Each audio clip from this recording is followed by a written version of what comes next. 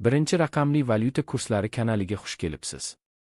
Bugun 3 aprel 2026-yil sanasida O'zbek so'mining valyuta kurslari bilan tanishib chiqamiz. AQSh dollari 7 so'm 74 tiyinga oshdi. 1 AQSh dollari 12.149 so'm 84 tiyin bo'ldi.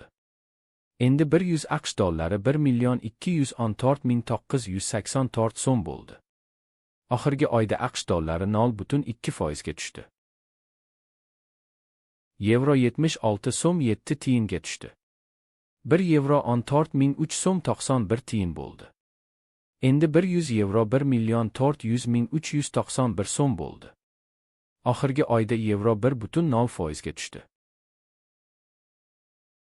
Rossiya rubli 57 tiyinga oshdi.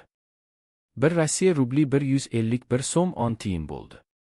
Endi 1000 Rossiya rubli 151.100 so'm bo'ldi. Oxirgi oyda Rossiya rubli 3.6% ga tushdi. Xitoy yuani 4 so'm 0 tiyinga tushdi. 1 Xitoy yuani 1762 so'm 20 tiyin bo'ldi. Endi 1000 Xitoy yuani 1.762.200 so'm bo'ldi. Oxirgi oyda Xitoy yuani 0.0% ga tushdi. Koreya voni 3 tiyinga tushdi. 1 Koreya voni 8 so'm 3 tiyin bo'ldi. Endi 1000 Koreya voni 8060 so'm bo'ldi.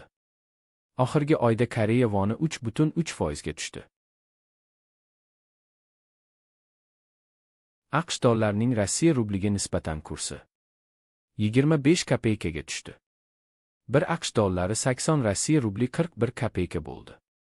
Endi 100 AQSh dollari 8040 Rossiya rubli 93 kopeyka bo'ldi. Oxirgi oyda AQSh dollarining Rossiya rubliga nisbatan kursi 3.5% ga oshdi. Ertaga yangi kurslar bilan uchrashguncha like bosib obuna bo'lishni unutmang. Qo'ng'iroqchani bossangiz video chiqishi bilan sizga xabar beraman. Kuningiz xayrli bo'lsin.